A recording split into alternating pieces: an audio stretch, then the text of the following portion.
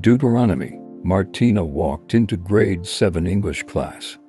Elijah's cheeks flushed against his will. Look forward. Don't look at her. Don't look at her. Why am I looking at her? She came and sat right next to him. Elijah noticed that her hair was down today. She usually has it up in a ponytail. He also noticed that she was wearing acid-washed jeans and her blue sweater. Whenever she wore her blue sweater, he would always notice how her deep hazel eyes would pop. Elijah was caught off guard by his thoughts and the attention to detail that he had displayed with regards to Martina.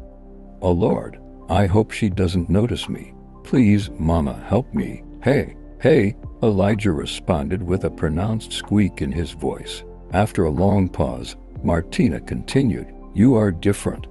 You are not like the other boys. What is it? What do you mean? His heart stuck in his throat, and he was really wishing he were an earthworm at this very moment. Well, I didn't mean to offend you, but you are different. You don't show off like the other boys. You don't run after attention. You are not loud or rude. You're different. Listen, it's not a bad thing. I mean, it's a good thing. Thanks. Mama, please help. I don't know what to say. Trees. I want to be with the trees. I want to hug a tree. I want to hug her too. I think you're special too. I mean, you are different. Martina put her eyes down, looking to the ground, sensing his discomfort. The reality was that Martina's heart was in her throat too. So, what are you doing this weekend? I'm going to church. Church? Cool. What are you doing this weekend? Nothing. I mean, I have a gymnastics practice on Saturday. But that's it. English class started, and so did something else. A something else that would last a long, long time. Elijah heard nothing of that English class. Neither did Martina. Both were surprised at how they were feeling. The bell rang. Chairs were being pushed in. Backpacks filled, papers sorted, pencil cases stuffed. Elijah, as though in a trance, looked over to Martina and said, It was great talking to you. I mean, thanks for talking to me. I mean, I hope you don't get hurt in gymnastics. They both exploded in laughter. And well, that sealed the deal. Elijah and Martina never looked at each other the same way. That night, when his parents noticed that he didn't run to his room or to the forest or to his books, they knew something was wrong. Elijah, how was your day at school? It was amazing. The most amazing day of my life. Martina actually spoke to me and I didn't faint. She said that I was different, in a good way. She sat next to me, on purpose. It was absolutely amazing. I don't even know what to do. What am I going to wear tomorrow? That is what he said on the inside. He smiled and grunted, Fine. That's it, fine. Sally was not convinced. Something was changing about her, Elijah. She could feel it like only a mother could feel it. Something was off. I hope no one upset him today. I hope he is not in some sort of trouble. I am sure that his friend Joshua told him something that upset him. I keep telling him not to trust his school friends. They are nothing like his friends at church. At least we know the families of the kids from church. But who knows what these kids are learning from their homes? I wonder if they are already introduced to drugs at this age. I need to call Abuna. I am worried about Elijah. She went on and on in her head.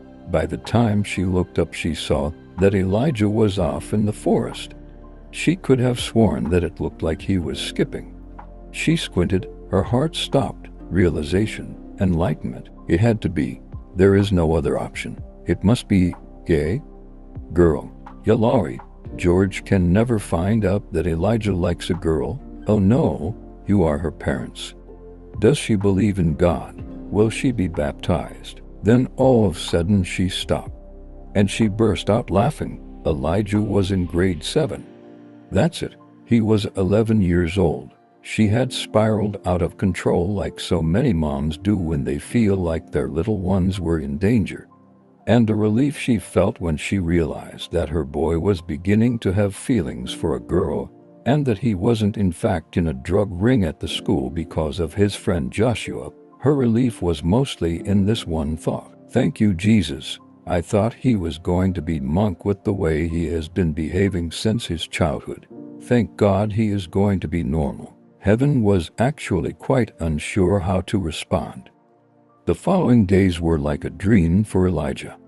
They spent every English class next to each other. They would talk before class started. From the outside, it looked like no one else existed but Elijah and Martina. To them, these moments had a different quality. They were transported away. They somehow were able to break through the continuum of time and space. They asked each other tons of questions. Martina wanted to understand him. Elijah wanted to hug her. It was overwhelming for the both of them. She was fascinated by his unique way of seeing the world. He wanted to hug her. What's your favorite food? Grape leaves stuffed with rice and ground beef. How about you? You eat grape leaves. I love cereal. Me too. What's your favorite movie? My dad took us to the theater. It was awesome. Me too. I loved E.T. My parents don't usually let me watch any movies, but this one they were okay with. What is your favorite hobby? Definitely listening to music. Me too. Me too.